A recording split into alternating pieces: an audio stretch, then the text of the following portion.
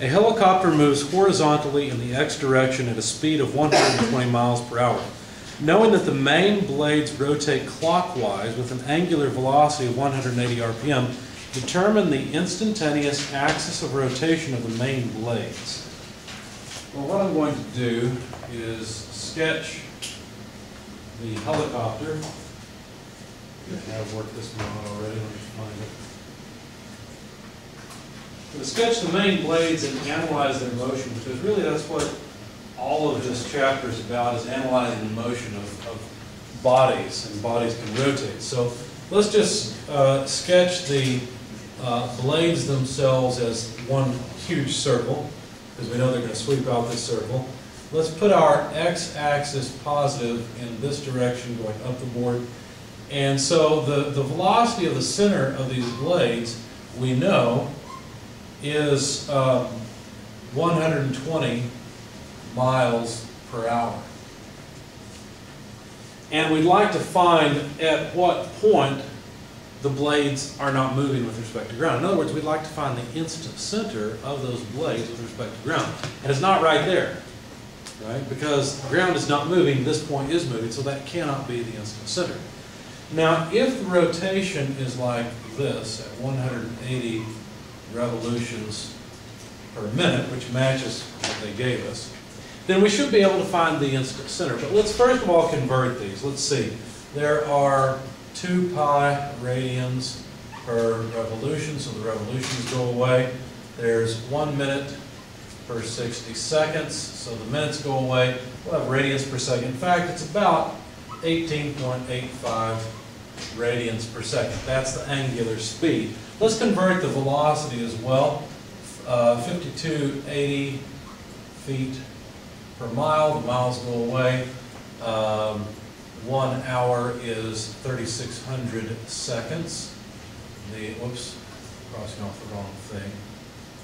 Hours go away. So we'll have feet per second. That comes out 276 feet per second. So there's the forward speed and the angular speed. Now, think about it with me. If the blades are rotating, then a point here, for example, would not only have a velocity like this, but it would have a velocity off like this. So the composite velocity of that point would have to be something like this, right? Since the blades are rotating this way, this point must be moving really fast, but its velocity would only be in that direction. This point would have a velocity off to here, off to the left, about the center, but it's also moving, so it's got to have a velocity something like that. Where do you think the instant center is based on all this? Over here, right? Because think about it. If we were to look at, now for a moment with me, think for a minute with me, I'm going to sketch in a different color, because now what I'm going to do is draw the velocities if I were standing on the very top of the blades, right? At the very center, hoping that I didn't fall and get crushed or chopped up by the blades, okay? So we're going to stand right here on this pinpoint, okay? Now, if we look at the velocity of everything going on around us, what we'd see is a velocity profile like this. Notice this is a relative velocity profile, right? And so there must be some velocity out here somewhere that has the same magnitude as the forward velocity, and so the absolute velocity of that particular point, wherever it is, would be 0. Does that make sense? So at this instant, the blades are rotating about that point with respect to ground, because the relative velocity at that point cancels the forward velocity of the whole thing. So let's see if we can figure out where that might be. Basically what we're going to do is say this velocity here, this velocity profile, v, is equal to the angular speed multiplied by the radial distance. I don't know what that radial distance is yet, but I know it's out here somewhere. I know it's on this line off to the right. Okay. And so we just need to find the point where this is negative 176 feet per second, right? That's what we really need. And that would be equal to omega, which is 180. Okay, well, let's do it this way. Let's rearrange the equation. V over omega equals R we're looking for. Okay, sorry.